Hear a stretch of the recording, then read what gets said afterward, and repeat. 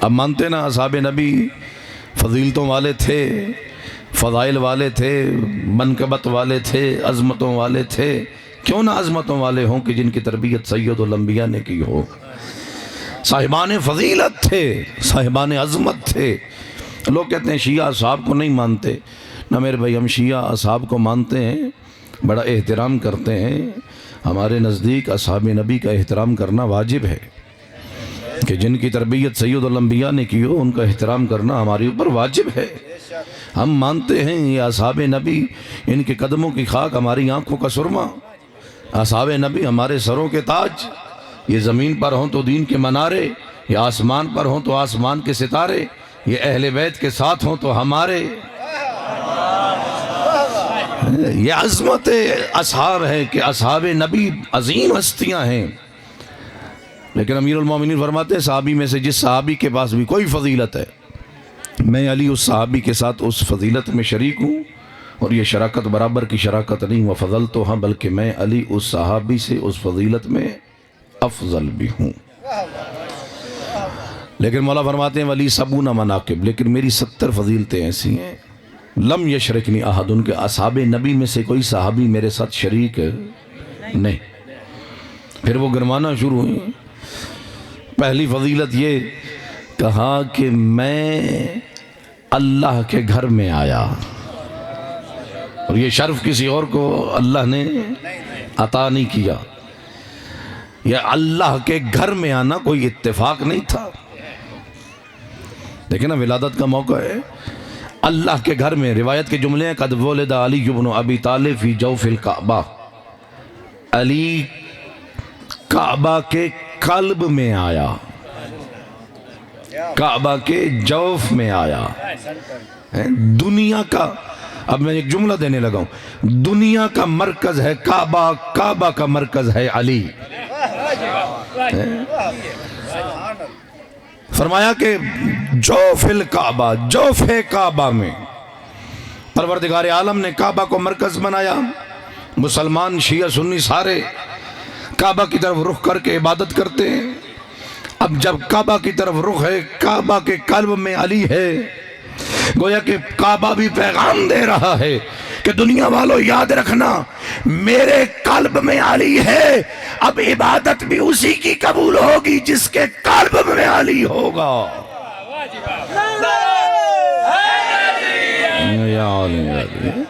جس کے دل میں علی ہوگا اسی کی عبادت بھی قبول ہوگی، اسی کی نماز بھی قبول ہوگی.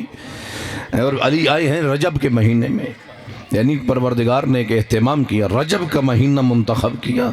اب رجب کے مہینے میں حقیقت میں آپ دیکھ لیں کہ عمرہ کرنا بڑا مستحب ہے. شیعہ سنی سارے عمرہ کرنے، عمرہ رجبیہ بہت بڑی فضیلت ہے عمرہ رجب کے مہینے میں کرنا. اس لیے کیونکہ کائنات سے لوگ کعبہ کی طرف جاتے ہیں، عمرہ کرنے کے لیے جاتے ہیں. پروردگار عالم نے ولادت علی ابن ابی طالب کو بھی رجب کے مہینے میں قرار دیا تاکہ اطراف اکناف و عالم سے آنے والے مسلمان جب رجب کے مہینے میں بیت اللہ کا طواف کریں تو طواف کعبہ کرتے ہوئے علی کی ولادت کو بھی یاد کریں، تاکہ دنیا والوں کو پتا چلے کہ آنے والا پیدا ہوا ہے. کہیں علی کی محبت کی رو میں بہ کر کہیں علی کو خدا نہ مان لے، تاکہ دنیا والوں کو پتا چلے علی کی ولادت ہوئی. جس کی ولادت ہوئی وہ خدا نہیں ہو سکتا. لیکن یاد یہ بھی رکھنا علی آیا ہے اللہ کے گھر میں تو اپنے جیسا بھی نہ مان لینا. سبحان اللہ، اپنے جیسا بھی نہ مان لینا. اب روایت کے جملے ہیں کہ جب ولادت علی کی وقت قریب آیا نا تو اس وقت مادر علی جناب فاطمہ بنت اسد بیت اللہ کا طواف کر رہی ہیں. بیت اللہ کی دیوار کے ساتھ لگ کر ایک دعا مانگی، اللہم انی مؤمنۃ بک وبانبیائک وبکتبک. پروردگارہ میں تیرے اوپر بھی ایمان رکھتی ہوں، تیرے انبیاء پر بھی ایمان رکھتی ہوں، تیرے کتب پر بھی ایمان رکھتی ہوں. میں ہر اس چیز پر ایمان رکھتی ہوں کہ جو تو نے ہم کو عطا کی، پروردگارہ تجھے میں ابراہیم کا واسطہ دیتی ہوں اور اس مولود کا واسطہ دیتی ہوں جو اس وقت میرے بطن میں موجود ہے۔ اللہم ساہل لی امری، میرے اللہ میرے امر کو آسان کر دے۔ ادھر سے مادر علی کا دعا کرنا مکمل ہوا، ادھر سے دیوار کعبہ نے مسکرانا شروع کیا، کعبہ کی دیوار میں دراڑ پڑنا شروع ہوئی۔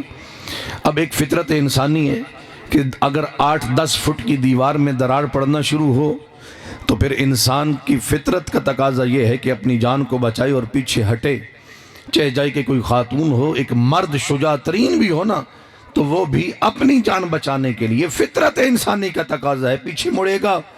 لیکن یا کہاں 8-10 فٹ کی دیوار اور کہاں بیت اللہ کی دیوار، جب اس دیوار میں دراڑ پڑنا شروع ہوئی تو فطرت انسانی کے خلاف جناب فاطمہ بنت اسد نے قدم پیچھے نہیں رکھا بلکہ قدم آگے بڑھا کر بیت اللہ کے اندر رکھا۔ تو پتہ یہ چلا کہ بی بی خود نہیں آئی بلکہ ادھر سے بلائی گئی تھی۔ اب روایت کے جملے جناب سیدہ نے جیسی قدم اندر رکھے بیت اللہ کی دیوار دوبارہ ملی۔ اب ہر طرف ہلچل ہے کہ فاطمہ بنت اسد بیت اللہ میں، لوگ تمام پریشان، دیکھنے والوں آئے اکٹھے ہو گئے حضرت ابو طالب کے گھر پر، تمام مکہ والے پریشان، اگر کوئی مطمئن ہے تو فقط حضرت ابو طالب مطمئن ہے۔ 3 دن تک ہجوم لگا رہا بیت اللہ کے آس پاس، لوگ دروازہ کھولنے کی کوشش کر رہے ہیں، دروازہ کھلتا نہیں، تالا کھولنے کی کوشش کرتے ہیں، تالا کھلتا نہیں۔ اب 3 دنوں کے بعد جب جناب فاطمہ بنت اسد باہر آئی ہیں تو منظر کیا ہے کہ بی بی کے ہاتھوں پر ایک نور ہے۔ اب جیسے ہی باہر آئیں، سید الانبیاء انتظار میں ہیں، تو اس وقت جیسے ہی اپنی چچی کو دیکھا، کہا اماں مجھے میرے علی کو میرے ہاتھوں پہ حوالے کیجئے۔ اب ماں کی گود سے علی گود رسالت میں آئے۔ اب روایت کی جملے بی بی فرماتی ہیں 3 دن تک میں اندر رہی، علی نے آنکھیں نہیں کھولی۔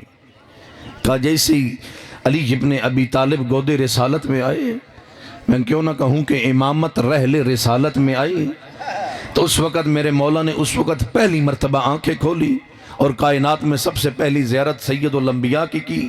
جب زیارت کی ہے نا سید الانبیاء کی، تو اس وقت سید الانبیاء نے فرمایا تھا یا علی انت خصصتنی بالنظر فخصصتک بالعلم، اے علی آپ نے مجھے اپنے نظروں سے مخصوص کیا، میں اپنے علم سے آپ کو مخصوص کرتا ہوں۔ اور اگلا جملہ فرمایا کہ جیسے ہی گود رسالت میں آئے نا، 3 دن تک جناب امیر کائنات اندر رہے ہیں۔ بی بی فاطمہ بنت اسد فرماتی ہیں کہ جیسے ہر ماں اپنے نومولود بچہ جب پیدا ہوتا ہے نا تو ہر ماں اپنے بچے کو اپنے سینے کے قریب کرتی ہے دودھ پلانے کے لیے، غذا دینے کے لیے۔ کہا میں نے اپنے بیٹے علی کو اپنے غذا کے قریب کیا ہے نا، جب سینے کے قریب کیا ہے تو علی نے بے رغبتی دکھائی، اپنا رخ موڑ لیا۔ کہا 3 دن تک نہ آنکھیں کھولی نہ کوئی غذا لی ہے۔ 3 دنوں کے بعد جب میں باہر آئی، علی گود رسالت میں آئے، اس وقت پہلی آنکھیں بھی کھولی اور اس وقت سید الانبیاء نے اپنی زبان علی کے منہ میں رکھی، علی نے بے ساختہ چوسنا شروع کر دی۔ اب پہلی زیارت بھی نبی کی اور سب سے پہلی خوراک بھی لعاب رسالت قرار پائی، اور اسی غذا کو امیر المومنین ہمیشہ زندگی میں یاد کیا کرتے تھے۔ جب سلونی کا دعویٰ کیا ہے کہ لوگوں جو کچھ پوچھنا ہے پوچھ لو، انی عالم تورو کو سماوات من تورو کے الارض، میں زمین کے راستوں سے بہتر آسمان کے راستے جانتا ہوں۔ اور پھر فرمایا لو سنیت لی الوسادہ لحکمت بین اہل التوراۃ بتوراتہم وبین اہل الانجیل بانجیلہم وبین اہل الفرقان بفرقانہم۔ مولا فرماتے اگر میرے لیے مسند علم کو بچھا دیا جائے، میرے سے آ کر زبور والے پوچھے میں زبور سے جواب دوں گا، تورات والے پوچھے تورات سے جواب دوں گا، انجیل والے پوچھے انجیل سے جواب دوں گا، قرآن والے پوچھے قرآن سے جواب ایسا دوں گا۔ تورات پکار کے کہے گی علی نے سچ کہا، زبور پکار کے کہے گی علی نے سچ کہا، انجیل پکار کے کہے گی علی نے سچ کہا، قرآن پکار کے کہے گا کہ علی نے سچ کہا۔ جب یہ دعویٰ کیا نا لوگوں نے تعجب کیا، علی آپ کہاں؟ اور اتنا بڑا دعویٰ کیسے ممکن ہے؟ اس وقت میرے مولا نے فرمایا تھا لوگوں اپنی اوپر مجھے قیاس نہ کرنا، تم اپنی ماؤں کے دودھ پی کر پروان چڑھے، میں لعاب رسالت چوس چوس کے پروان چڑھا۔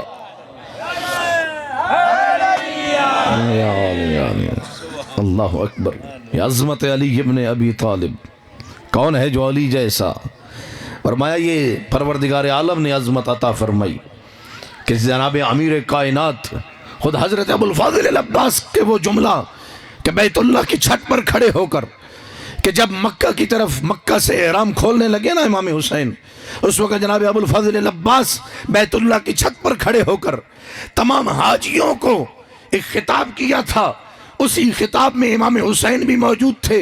امام کی طرف اشارہ کر کے کہا تھا جناب ابو الفضل العباس نے کہ لوگوں یاد رکھنا الحمدللہ الذی شرف ھذا بقدوم ابی، لوگوں یاد رکھنا حمد ہے اس ذات پاک کی کہ جس ذات نے اس کعبہ کو شرف عطا کیا کہ اس کعبہ میں علی ابن ابی طالب آئے ہیں۔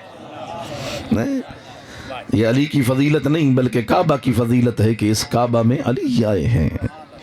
یہ عظمت علی ابن ابی طالب۔ اور دوسری فضیلت فرمایا میں آیا تو اللہ کے گھر میں لیکن پروان چڑھا تو گود رسالت میں۔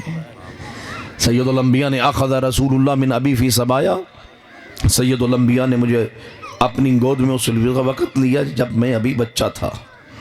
کنت اکیلہ وکنت شریبا، فرمایا جب سید الانبیاء نے مجھے اپنی گود میں لیا میں اللہ کے رسول کا ہم نوالہ بن گیا، میں اللہ کے رسول کا ہم پیالہ بن گیا۔ اب مجھے بتائیے کون ہے جس کو اللہ نے یہ شرف عطا کیا ہو کہ آئے تو اللہ کے گھر میں، تربیت پائے تو اللہ کے رسول کے گھر میں۔ فرمایا امیر المؤمنین نہج البلاغہ میں فرماتے ہیں، فرمایا کنت اکیلہ وکنت شریبہ، کہا کہ میں اللہ کے رسول کا ہم نوالہ بن گیا، میں اللہ کے رسول کا ہم پیالہ بن گیا۔ پھر فرمایا کہا کہ یکنفنی علی فراشِ و یضمنی الی صدرہ، کہا کہ سید الانبیاء مجھے اپنے سینے سے لگایا کرتے تھے۔ وہ یکنفنی علی فراشِ، سید الانبیاء مجھے اپنے بستر پر اپنے پہلو پر سلایا کرتے تھے۔ یشمنی ریحہ، سید الانبیاء مجھے خوشبوئے رسالت سنگھایا کرتے تھے۔ پھر فرمایا یمضغ شیئا ثم یلقمنی ہے، سید الانبیاء غذا کے چھوٹے چھوٹے لقمے بنا کے اپنے دانتوں میں چبا کے مجھے کھلایا کرتے تھے۔ پھر فرمایا یرفع لی کل یوم علما من اخلاق، سید الانبیاء روزانہ اخلاق کا ایک علم بلند کرتے۔ ثم امرنی بالاقتداء، اور پھر مجھے کہتے اے علی جیسے میں کرتا جاؤں ویسے تو کرتا جا۔ فرمایا اتبعہ اتباع اسر فصیل امہ، فرمایا کہ میں سید الانبیاء کی اتباع ایسے کیا کرتا تھا کہ جیسے اونٹنی کا بچہ اپنی ماں کے پیچھے پیچھے چلا کرتا ہے۔ اور اتباع پیغمبر ایسے کی ہے ما وجد علی فی قول کذبۃ ولا فی فعل خلطہ، کہ اللہ کے رسول نے آج تک مجھ علی کی کبھی قول میں جھوٹ نہیں پایا، میرے کسی فعل میں غلطی نہیں پائی۔ یعنی علی جو کہتے ہیں حق کہتے ہیں، جو کرتے ہیں حق کرتے ہیں۔ گویا کہ دنیا والوں کو پیغام دیا، کہا لوگوں یاد رکھنا علی کی پوری زندگی حق پر گزری، اور حق پر ایسی گزری ہے کہ سید الانبیاء نے کہہ دیا لوگوں یاد رکھنا علی مع الحق والحق مع علی، علی حق کے ساتھ ہے، حق علی کے ساتھ ہے۔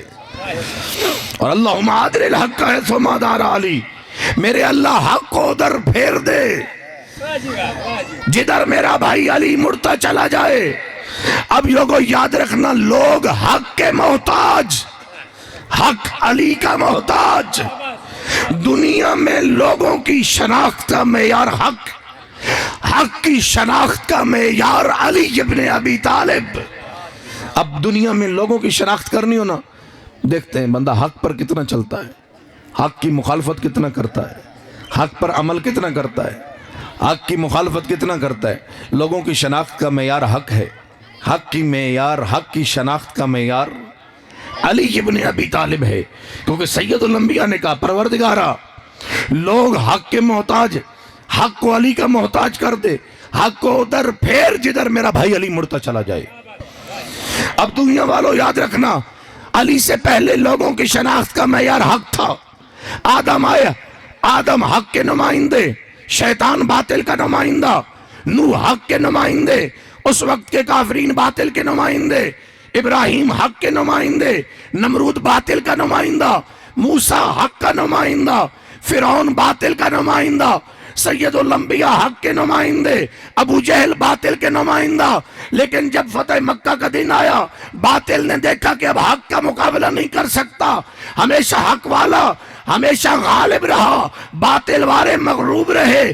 اب باطل نے دیکھا کہ حق کا مقابلہ کرنا مشکل ہے، اب باطل نے اپنے اوپر لبادہ منافقت کا پہن لیا، اپنے آپ کو حق کہا لیکن اندر باطل چھپا تھا۔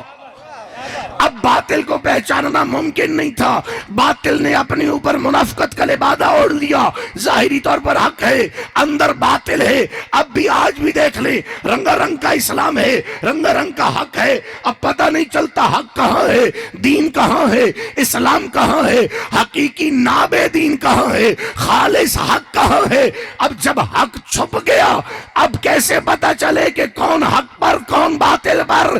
فرمایا کہ قیامت تک کے لیے سید الانبیاء نے تمام رہتی دنیا والوں کے لیے ایک معیار حق بتا دیا، کہا اگر حق چھپ جائے پتہ نہ چلے حق کہاں ہے تو حق کو ڈھونڈنے کے لیے دیکھو علی کہاں ہے۔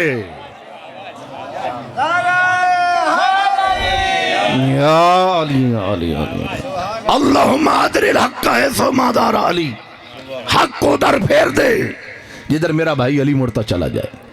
اس لیے سید الانبیاء نے فرمایا یا عمار، اے عمار اذا رأیت الناس قد سلکوا بواد، اے عمار یاسر جب دیکھے نا کائنات کے تمام لوگ ایک راستے پر چل رہے ہیں، اکیلا علی دوسرے راستے پر چل رہا ہے، تو پھر لوگوں کے پیچھے نہ جانا، علی کے پیچھے جانا۔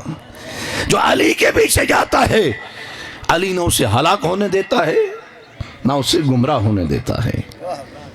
اللہ اکبر۔ پھر امیر المومنین فرماتے ہیں کہ حینئذ فی الاسلام بیت واحد وہو بیت محمد و خدیجہ وانا ثالثھا، کہا اس وقت اسلام میں گھر تھا جو محمد اور خدیجہ کا گھر تھا، تیسرا میں ساتھ تھا۔ انی ارا نور الوحی والرسالہ، میں ہوں کہ جس نے وحی کی نور کو دیکھا، میں ہوں کہ جس نے رسالت کی خوشبو کو سونگھا۔ فرمایا یجاور فی کل سنۃ بحراء، سید الانبیاء ہر سال غار حرا میں عبادت کے لیے جایا کرتے، انی ارا معہ، میں ساتھ جایا کرتا، انی ارا ولا یرا غیری، اس وقت فقط میں علی ہوتا جو سید الانبیاء کی زیارت کر سکتا، میرے علاوہ کوئی نہ تھا جو سید الانبیاء کی زیارت کر سکتا۔ فرمایا انی سمعت رنت الشیطان، کہا جب سید الانبیاء غار حرا میں عبادت کر رہے تھے میں بھی ساتھ موجود تھا، میں نے شیطان کی چیخ کو سنا۔ کہا جب میں نے شیطان کی چیخ کو سنا نا اس وقت میں نے پوچھا یا رسول اللہ ما هذه الرنہ، یہ قسم کی چیخ ہے؟ سید الانبیاء نے فرمایا اے علی هذه رنت الشیطان، یہ شیطان کی چیخ ہے، کیونکہ جب وحی الہی کا نزول کا سلسلہ شروع ہوا نا اس وقت شیطان نے چیخ ماری، قرآن کی پہلی آیت مجیدہ نازل ہوئی اس وقت شیطان نے چیخ ماری۔ یا رسول اللہ یہ کس قسم کی چیخ؟ کہا اے علی یہ شیطان کی چیخ۔ کہا کیوں چیخ مار رہا ہے؟ قد آیس من عبادت ہے، اے علی یہ آج کے بعد شیطان اپنی عبادت کروانے سے مایوس ہو چکا ہے۔ کیوں؟ قرآن کے نزول کا سلسلہ شروع ہو چکا ہے نا، آج کے بعد شیطان اپنی عبادت نہیں کروا سکے گا۔ کیوں؟ لوگوں کے علم کا بندوبست اللہ نے کر دیا ہے، اب لوگ جاہل نہیں رہیں گے، کیونکہ جہالت شیطان کے سامنے جھکاتا ہے، علم رحمان کے سامنے جھکا دیتا ہے۔ اس لیے لوگوں یاد رکھنا، اپنے آپ کو علم سے آراستہ کرنا۔ شیطان عابد کی عبادت سے نہیں گھبراتا، عالم کے علم سے گھبراتا ہے۔ روایت کے جملے میں فرمایا کہ شیطان کی کمر عابد کی عبادت نہیں توڑتی، عالم کا علم شیطان کی کمر کو توڑ کے رکھ دیتا ہے، کیونکہ عابد عبادت کرے نا انفرادی عبادت کرتا ہے، لیکن جب ایک عالم کا علم دنیا میں پھیلتا ہے نا، معاشرے میں پھیلتا ہے، تو پھر بدعات مرتی ہوئی نظر آتی ہیں اور دین زندہ ہوتا نظر آتا ہے۔ اس لیے فرمایا کہ کیونکہ اللہ نے وحی الہی کا نزول کا سلسلہ شروع کر دیا ہے اس لیے شیطان نے چیخ ماری۔ پھر فرمایا اے علی یہ جو آپ نے چیخ سنی ہے نا یہ پوری کائنات میں فقط 2 افراد نے سنی، یا علی آپ نے سنی یا میں نے سنی۔ کیوں؟ یا علی انت تسمع ما اسمع وانت ترى ما ارى، اے علی تو وہی سنتا ہے جو میں محمد سنتا ہوں، تو وہی دیکھتا ہے جو میں محمد دیکھتا ہوں۔ اور اگلی فضیلت مولا فرماتے ہیں میں جب آیا نا فرمایا کہ انی لم اشرک باللہ طرفۃ عین، میں نے کبھی زندگی میں اللہ کے ساتھ کسی کو شریک نہیں بنایا۔ وَلَمْ أَعْبُدِ اللَّاتَ وَالْعُزَّىٰ، کہا میں نے زندگی میں کبھی لات اور عزیٰ کے سامنے سجدہ نہیں کیا۔ اب دنیا والے کہتے تو کہتے رہے کہ سب سے پہلے ایمان بچوں میں سے علی لے کے آئے، اور فلاں میں سے فلاں، بوڑھوں میں سے فلاں لے کے آئے، خواتین میں سے فلاں لے کے آئے۔ بھائی ایک وقت میں سب سے پہلے ایمان ایک ہی شخص لے آ سکتا ہے، لیکن یہ ایمان لانا علی ابن ابی طالب کے حوالے سے یہ کہنا ممکن نہیں۔ کیوں؟ اس لیے کیونکہ مولا فرماتے ہیں زندگی میں علی نے کبھی بھی اللہ کے ساتھ کسی کو شریک نہیں بنایا۔ کعبہ میں آیا نا علی، کعبہ میں آئے ہیں اور کعبہ کو بتوں سے پاک کرنے والے بھی علی ہیں۔ بت شکنی کی ہے علی نے، بتوں کو توڑا۔ کعبہ میں بت تھے، اللہ کے گھر میں بت موجود تھے، لوگ بتوں کی عبادت کرتے تھے، لیکن بت شکن بنے ہیں تو فقط علی ابن ابی طالب۔ کائنات کی تاریخ میں اٹھا کے دیکھ لے، کسی کے اندر طاقت نہیں تھی کہ بتوں کو توڑتا۔ یا حضرت ابراہیم خلیل اللہ بت شکن بنے، یا ابراہیم کے بیٹے علی ابن ابی طالب بت شکن بنے۔ بتوں کو توڑنا آسان نہیں۔ فتح مکہ کا دن آیا نا تو چند لوگ اکٹھے ہوئے، جب لوگ آہستہ آہستہ اسلام لانا شروع، ایک قبیلہ آیا سید الانبیاء کی خدمت میں، کہا یا رسول اللہ ہم بھی مسلمان ہونا چاہتے ہیں، لیکن ہماری کچھ شرطیں۔ کون سی شرطیں؟ پہلی شرط یہ ہے کہ ہم بتوں کی عبادت کرتے رہے ہیں، ہم کلمہ توحید پڑھنے کے بعد بھی آپ ہمیں 1 سال تک بتوں کی عبادت کی اجازت دیں گے۔ دوسری، آپ ہمیں نماز کا حکم نہیں دیں گے، یہ نماز قیام رکوع والا کام ہم سے نہیں ہوتا۔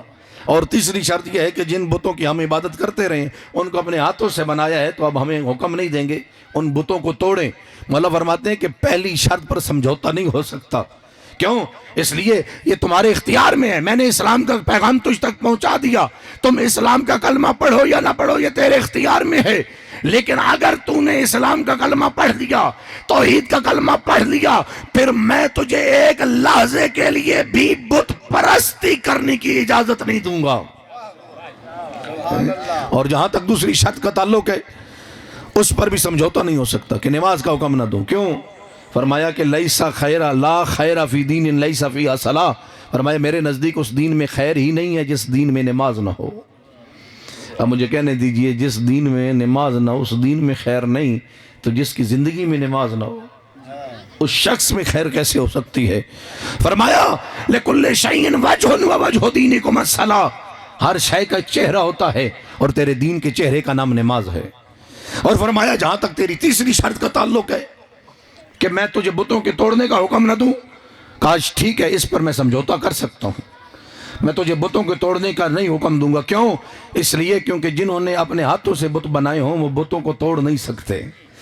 فرمایا کہ تیرے اندر طاقت ہی نہیں ہے کہ تم بتوں کو توڑو۔ کہا میں تجھے بتوں کو توڑنے کا نہیں کہوں گا۔ کیوں؟ اس لیے کیونکہ میرے پاس ایک ایسی شخصیت ہے جو بتوں کی توڑنے کی طاقت رکھتی ہے، جس کا نام علی ابن ابی طالب ہے۔ اور اس انداز میں بت موجود تھے بیت اللہ میں۔ کتنے بت تھے؟ 360 بت، لات منات عزا حبل، یہ اس سے علیحدہ بت موجود تھے بیت اللہ کے اندر۔ یہ 360 بت بیت اللہ میں موجود تھے، اور یہ وہ عزا اور حبل کو لے کے آتے باقاعدہ ابو جہل عزا کو باندھ کے لے آیا۔ کس پر؟ اونٹ پر باندھ کر لے آیا بدر کے میدان میں، جہاں حق و باطل کا پہلا معرکہ تھا۔ ابو جہل اونٹ پر باندھ کر عزا کو لے آیا۔ ان کا عقیدہ یہ تھا کہ یہ بڑے بڑے بت تھے، بڑے بڑے خدا انہوں نے بنائے ہوئے، اور رسیوں سے باندھ کے اپنے خداؤں کو رسیوں سے باندھ کے اونٹوں پر سوار کر کے، یہی تو علامہ ذیشان حیدر جوادی کہتے ہیں باطل کے خداؤں میں یہی تو 3 نقص ہیں، کوئی بنانے والا ہو تو یہ بنے، کوئی بٹھانے والا ہو تو یہ بیٹھے، کوئی ماننے والا ہو تو ان کی خدائی چلے۔ لیکن ہمارا رب اتنا عظیم ہے کہ کسی کے بنانے کا محتاج نہیں، کسی کے بٹھانے کا محتاج نہیں، کسی کے ماننے کا محتاج نہیں۔ کوئی مانے پھر بھی رب، کوئی نہ مانے پھر بھی رب ہے۔ وہ صفت سمدیت سے منسلک ہے، وہ سمد ہے، بے نیاز ہے، لوگوں کا محتاج نہیں، اور وہ خود بھی بے نیاز ہے۔ اور وہ بے نیاز ایسے ہستیوں کو پیدا کر دیا کہ کسی کے محتاج نہیں۔ ایسے امام بھی بنا کے بھیجے ہیں جو صفت صمدیت کے مظہر ہیں، جو ایسے امام ہیں، علی اور اولاد علی ایسے امام ہیں کہ جو کسی کے بنانے کے محتاج نہیں، کسی کے ماننے کے محتاج نہیں، کوئی مانے پھر بھی امام ہے، کوئی نہ مانے پھر بھی امام ہے۔ یہ خلافت کے محتاج نہیں، یہ حکومتوں کے محتاج نہیں۔ جب علی منبر پیغمبر پر جب ظاہری خلافت پہ آئے، پہلی سیڑھی پر بھی قدم رکھا، دوسری سیڑھی پر بھی قدم رکھا، تیسرے زینے پر بھی قدم رکھا، اور اس مقام پر بیٹھے جہاں پیغمبر بیٹھا کرتے تھے، ساسا بن سہان اٹھے اور کہا ما زانت الخلافہ بل زینت الخلافہ، فرمایا اے علی اس خلافت نے آپ کو زینت نہیں بخشی بلکہ آپ نے خلافت کو زینت بخشی ہے۔ آپ نے خلافت سے زینت نہیں لی بلکہ خلافت نے آپ سے یہ زینت لی ہے۔ اللہ اکبر۔ اور جب یہ بیت اللہ میں گئے نا، عزا بہت بڑا بت بدر کے میدان میں لے کے آیا ابو جہل، صدا لگاتا ہے نئے نئے مسلمان، بس ختم کر رہا ہوں آپ کی زحمت تمام وقت کے اندر گنجائش نہیں، بہت بڑا میدان ہے لیکن مسلمان تھوڑے ہیں، 313 مسلمان اور نئے نئے مسلمان جو ابھی تک اسی عزا کی عبادت کرتے رہے تھے، ابھی نیا نیا کلمہ پڑا تھا، سامنے میدان میں آ گئے۔ اب ایک نفسیاتی جنگ لڑنا چاہتا ہے ابو جہل، اپنی اونٹ پر بٹھا کے لایا عزا کو، رسیوں سے باندھا ہوا ہے، اور اس کا عقیدہ یہ ہے کہ یہ عزا ہماری مدد کرتا ہے جنگ میں، اور آ کر نعرے لگانا شروع کیا، جیسے آپ بھی نعرے لگاتے ہیں، ہر بندے نعرہ لگاتا ہے، وہ بھی اس نے بھی نعرہ لگایا، کہا نحن نحمل العزا ولا عزا لکم، اے مسلمانوں ہمارے پاس عزا ہے، تمہارے پاس کوئی عزا ہی نہیں، یہ ہماری مدد کرتا ہے، تمہارے پاس کوئی عزا ہی نہیں۔ نعرے بار بار نعرے، نعرے پر نعرہ، جب نعرے سچے دل سے نکلتے ہیں تو اگلے گھبراتے۔ اب اس کے نعرے بھی سنیں مسلمانوں، جو نئے نئے مسلمان ایک مرتبہ گھبراہٹ کا شکار آ گئے اس خیمے میں جہاں سید الانبیاء موجود، کہا یا رسول اللہ وہاں ابو جہل نعرے لگا رہا ہے کہ نحن نحمل العزا ولا عزا لکم، ہمارے پاس عزا ہے تمہارے پاس کوئی عزا ہی نہیں۔ یا رسول اللہ ان نعروں کا کوئی جواب دینے والا ہی نہیں ہے۔ اس وقت سید الانبیاء نے اس ہستی کو پکارا جس ہستی کو ہر میدان میں پکارا ہے، کہا اے علی، علی کو بلاؤ، میرے مولا علی ابن ابی طالب آئے، کہا اے علی ابو جہل کے نعروں کا جواب دو۔ اب علی ابن ابی طالب حکم پیغمبر لے کر لبیک یا رسول اللہ کا نعرہ بلند کیا، یا رسول اللہ میں حاضر ہوں۔ ہر میدان میں سید الاوصیاء نے لبیک یا رسول اللہ کا نعرہ بلند کیا، آئے ہیں میدان کے اندر۔ ابو جہل کے مقابلے میں آ کر علی ابن ابی طالب نے کہہ دیا، کہا اے ابو جہل سن، اللہ مولانا ولا مولاکم، اللہ ہمارا مولا ہے، تمہارا کوئی مولا ہی نہیں۔ اللہ کے مولا ہونے کا اعلان علی ابن ابی طالب نے بدر کے میدان میں کر دیا، جو حق و باطل کا پہلا مارکا تھا، وہاں علی نے اللہ کے مولا ہونے کا اعلان کر دیا۔ اب حل جزاء الاحسان الا الاحسان، احسان کا بدلہ احسان ہی ہو سکتا ہے۔ اے علی آپ نے بدر کے میدان میں اللہ کے مولا ہونے کا اعلان کیا، بدلے میں اللہ نے سید الانبیاء کے آخری حج کے موقع پر سید الانبیاء کے ہاتھوں کو بلند کروا کے پلانوں کے منبر پر کھڑے کروا کے علی کے مولا ہونے کا اعلان کروا دیا۔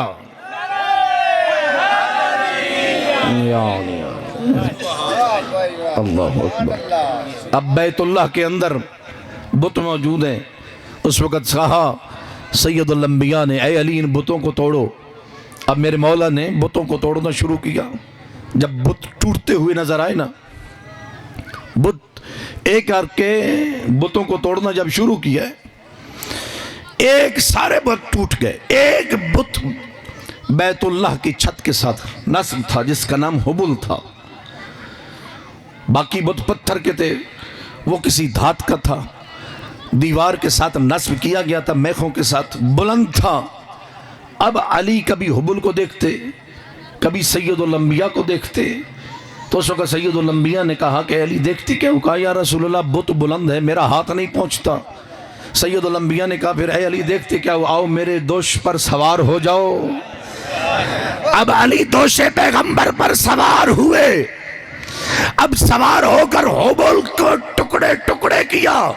جب ٹکڑے ٹکڑے کیا اس وقت سید الانبیاء نے کہا اے علی تجھے بھی مبارک، مجھے بھی مبارک۔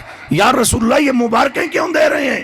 سید الانبیاء نے کہا اے علی تجھے اس لیے مبارک کیونکہ تو حق کے کام میں مصروف ہے، اور مجھے اس لیے مبارک کیونکہ میں نے اپنے کاندھوں پر حق کو اٹھا کے رکھا ہے۔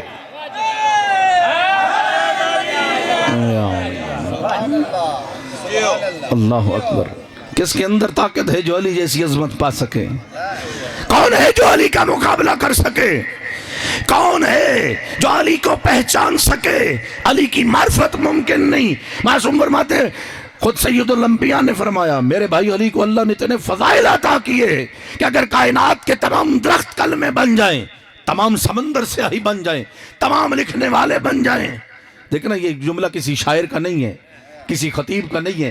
کسی شاعر کا ہوتا آپ کہہ سکتے تھے شاعر نے مبالغہ آرائی کر دیے، کسی خطیب کا ہوتا آپ کہتے خطیب صاحب نے مبالغہ آرائی کر دیے، لیکن کسی عام خطیب یا شاعر کا جملہ نہیں، یہ اس مقدس زبان کے جملے ہیں جس کی تصدیق قرآن کرتا ہوا نظر آتا ہے۔ وَمَا يَنْطِقُ عَنِ الْهَوَىٰ إِنْ هُوَ إِلَّا وَحْيٌ يُوحَىٰ کہ یہ نبی